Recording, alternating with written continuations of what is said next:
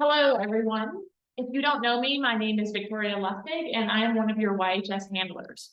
I handle here in Lexington, and I also travel throughout the country, and I handle at a lot of the qualifiers. You will also see me at some of the regional finals this year.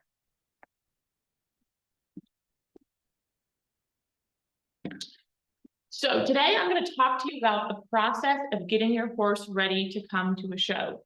Some of this might be pretty basic information, but there will also be some things that are surprising and hopefully some nuggets of wisdom.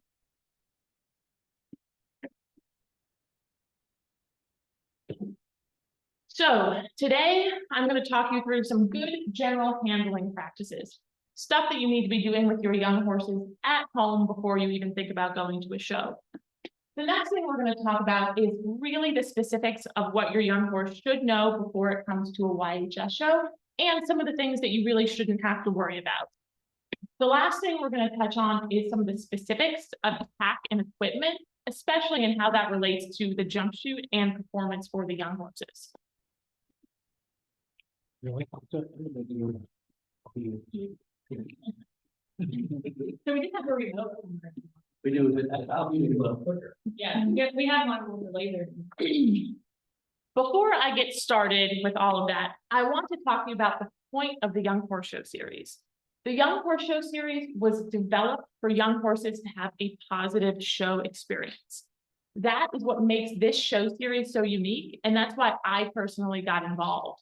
My specialty outside of YHS is developing and starting young sport horses. And part of developing young sport horses is taking them to shows. What I love about young horses is going through that learning process with them. And often I find their antics pretty funny. But going to a show, I realized that I was pretty much the only person that thought that was funny. Going to a show with a young horse is hard enough. But when you have people giving you dirty looks in the warm-up, or when you have people muttering behind your back because your young horse is being a young horse, that makes this process 10 times harder. So when I came to YHS, it was like a breath of fresh air, right? Here, we're all in the same boat. Everyone knows what it's like to bring a young horse to the show. No one is judging you because your young horse is having a meltdown at the end gate. It's just part of the experience. And instead of being judged, you're supported. And having a community of people that think like you, having a community of people that are here for the same things is a really refreshing take on horse showing, because that's not always how it goes. The other thing about YHS is there are so many learning opportunities. When I first got involved, I didn't even have a horse showing. I wasn't planning to be a handler. I just came to be part of the experience, and the community really pulled me in. I've gotten to learn from the judges, from the other competitors, and from the staff. And that is what is wonderful about coming to this. As a breeder, a rider, a trainer, whatever you do, coming to YHS is a learning opportunity. So let's jump into the presentation. So, like everything we do in the horse world, when we set ourselves up for success at a show, that means we've done our work at home. For young horses, especially horses that aren't under saddle yet, good daily handling practices is far more effective than pulling your horse out of the field once in a while for training sessions. For a young horse, you really want to think about doing 5 to 15 to 20 minutes a day of just good basic handling. So that means practicing leading, grooming, standing, tying, bathing. That's something that needs to be part of a horse's daily routine, not just a horse that lives in the field and has to come in for an hour, learn that, and go back out. For young horses, they need small doses and small steps, and that's going to be a lot more effective. And if you can do that at home in preparation way before you go to a show, that makes all the other things that's happening at a show a lot less of a momentous occasion for that young horse. So there are some specifics that I want you to practice ahead of time, and that's going to make the show much easier. So some things you might not think about, but your young horse maybe hasn't had a lot of baths in its life. And please do not wait until the day right before the show to give your young horse a bath. It doesn't go well, trust me. That's something they need to be doing weeks or months ahead of time, just letting them get used to bathing, clipping, braiding, mane pulling. Don't wait until the week of the show. It's going to make a headache for everybody. The biggest thing is trailer loading. We have all had problems with horses that don't want to load in the trailer. Don't wait until the night before a show to realize that your young horse does not want to get in the trailer. The last thing you want to have happen is the morning of the show, you're fighting your horse to get into the trailer. That does not set your horse up for a successful day. Make sure that is something you're practicing ahead of time, months, weeks ahead of time, something that it just becomes part of the daily, weekly routine for your young horse. And then finally, familiarize your young horse with the tack it's going to be wearing. Even if your young horse isn't going under saddle, but you have a 2-year-old that you have the option of putting in a bridle, do not wait until the show to put the bridle on the horse. I promise you, if you put a bridle on the horse for the first time and hand it to me in the jump chute, I will know it's the horse's first time. Just have that horse wear that bridle at home, hang out in the stall, walk around with it, just so the horse is familiar. Even if you're showing a yearling in a halter and it's a show halter and it's brand new and shiny, put that on that young horse so you can adjust it and the young horse can get used to a different feel.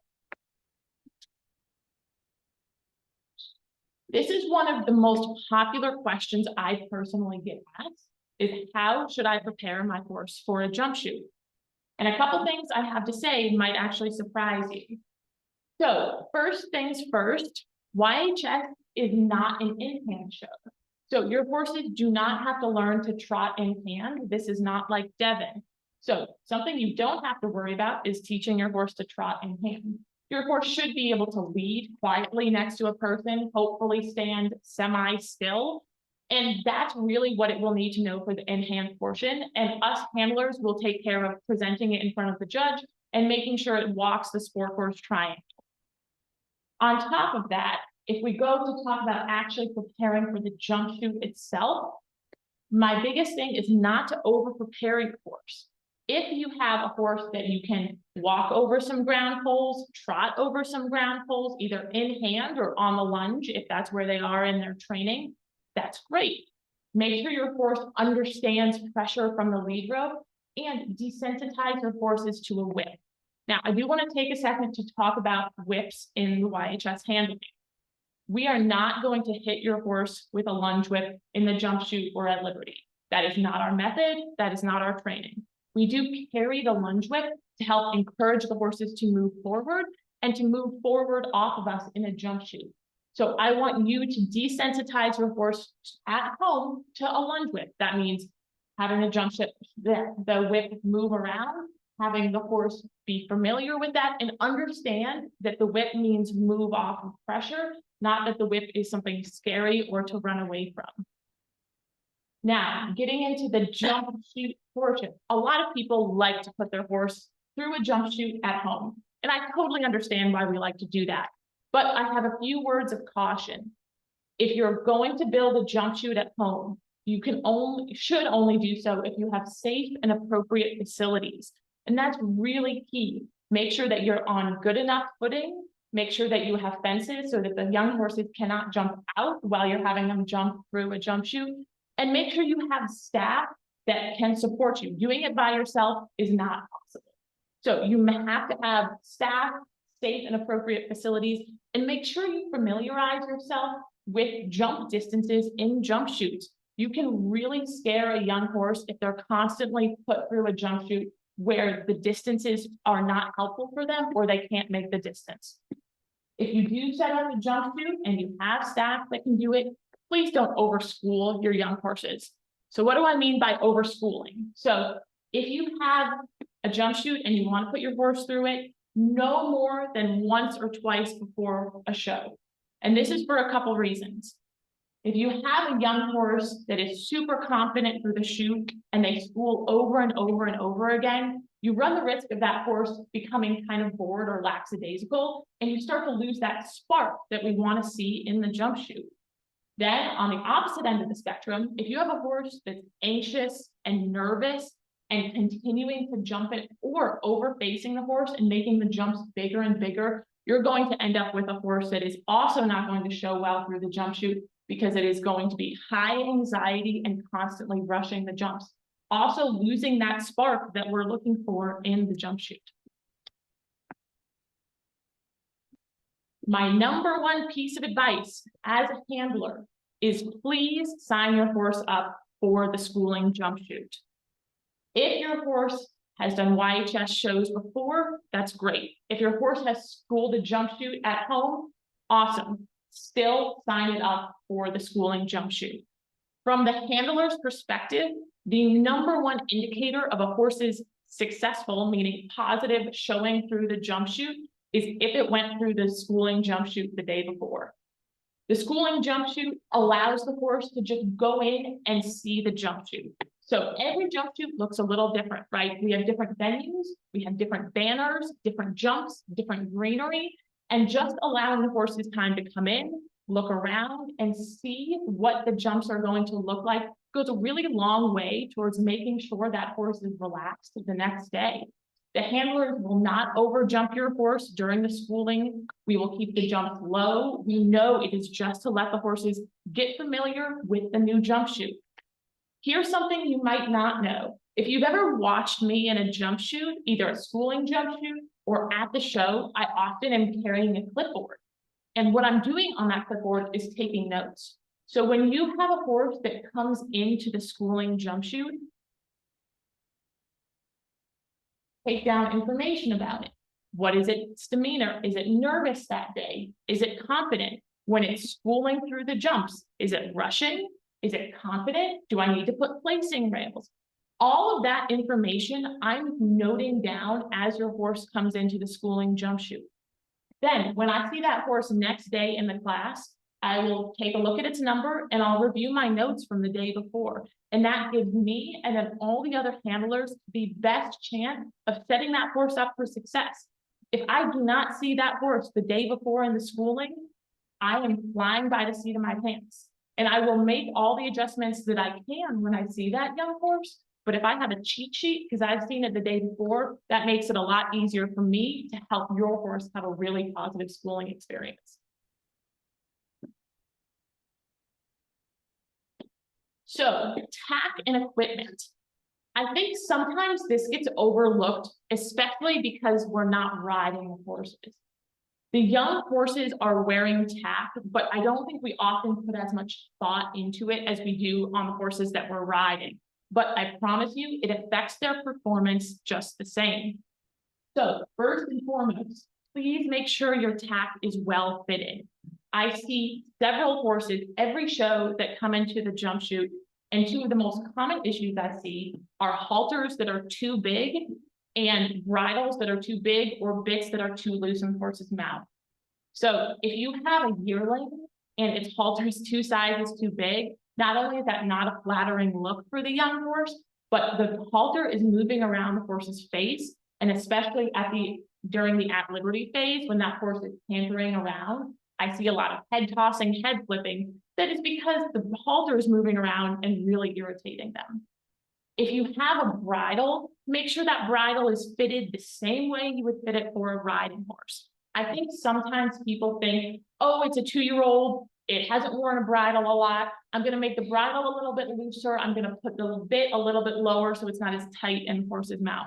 I promise you that is a mistake. The bit ends up banging into the horse's lower jaw, interfering with their teeth, and you get a lot of the same gaping or head shaking motions because the horse is irritated. So bridles for young horses need to be fitted the same as they would for a horse that's actually riding and going over fences.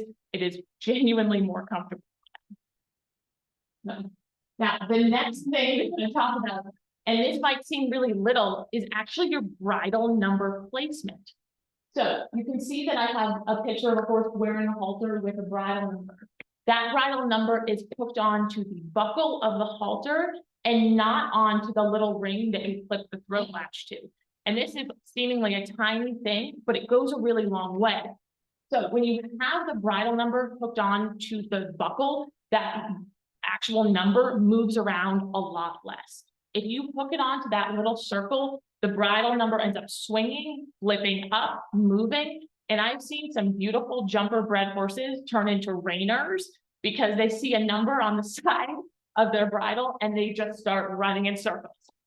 And whenever that number moves, it catches the young horse's eye. So making sure that number is actually on the buckle and not on the ring goes a surprisingly long way to making sure your horse is comfortable and focused on what it's doing. The next thing is correct and sparing use of chains. So we all know young horses, some of us are bringing stallions, you might need to use a chain at the show, and that's okay. But there's a couple of things that I want to talk about if you're using a chain. So if you think you might have to use a chain at the show, even if you don't normally have to use one at home, make sure your horse is familiar with wearing a chain. If you get to a show and your young horse is excited or nervous and acting up, and you slap a chain on it for the first time, you are most likely to escalate that horse's whatever emotion it has, you just took it to 11. So make sure your horse is familiar with wearing a chain at home. Even if it doesn't need the chain, let it be used to wearing one. The next is if you're going to wear a chain, make sure it's placed correctly. So I have a picture of a horse wearing a chain correctly. You can see the chain is over the noseband. What I do not want to see is a chain that is laying flat against the horse's nose. That is a really sensitive area of a horse, and you can easily cut or bruise a horse if that chain is used too hard. So by placing it over the noseband, it gives you control without having the possibility of really doing damage to that horse. By the same token, if you have a horse that you need to bring down to the jump chute wearing a bridle and you need to use a chain, as per YHS rules, you actually need to have a halter over that bridle and a chain passed through the halter. We can't have chains directly on bridles because you end up running into the same problem of having chains on really sensitive areas of the face, and we don't want that. Clip-on reins. We all know, we should know, that when you bring a horse into the jump chute that's wearing a bridle, please do not have reins that have buckles on them. It must be clip-on and clip-off only. And this is actually a safety hazard for the handlers.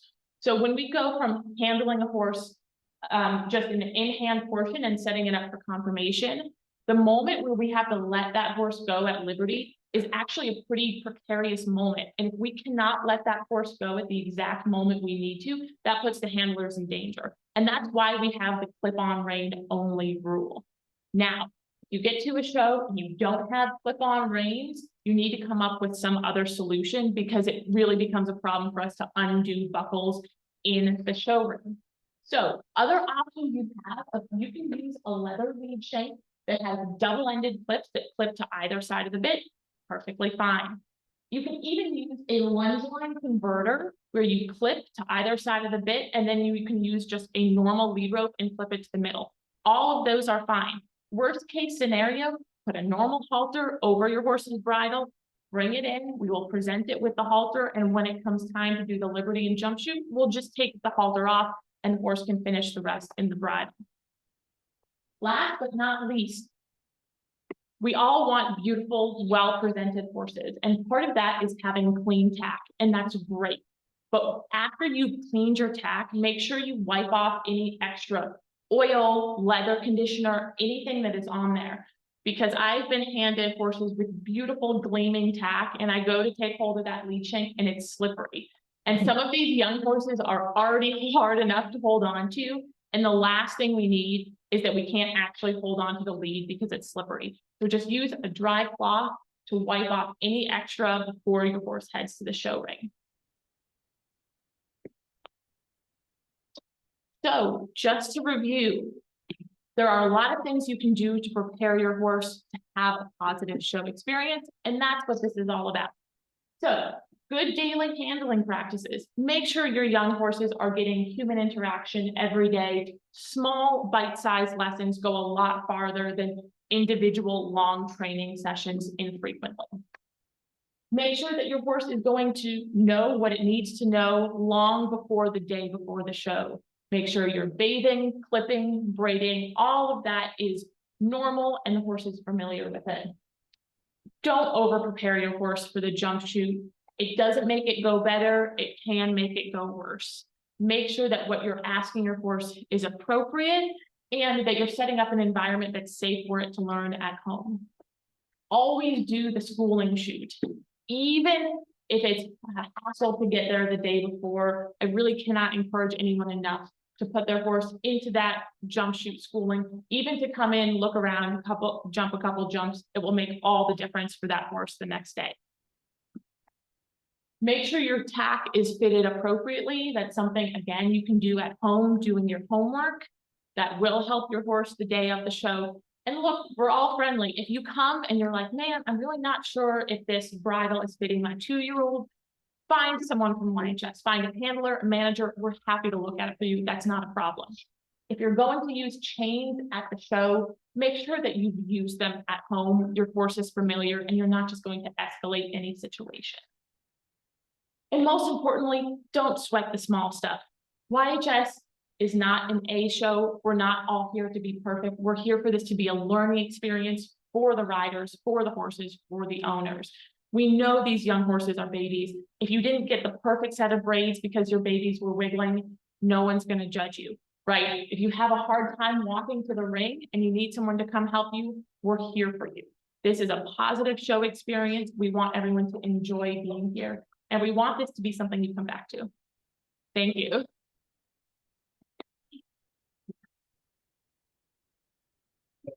Any questions, anyone, online or in person? And Megan did ask that we repeat the questions because they can't hear. Okay. We have one question online. Do 2-year-olds require a bridle, or is halter versus bridle optional? Can be confused between registry, surety rules, and YHS rules. Okay, so YHS rules make bridles optional for 2-year-olds. So you can wear a halter or a bridle as a 2-year-old, and you will not be marked down for wearing a halter, and you will not be marked up for wearing a bridle. It's whatever is most comfortable for you and your horse. Anything else? The presentation was too good, Victor. Yeah. All in fantasy. All right. That's it?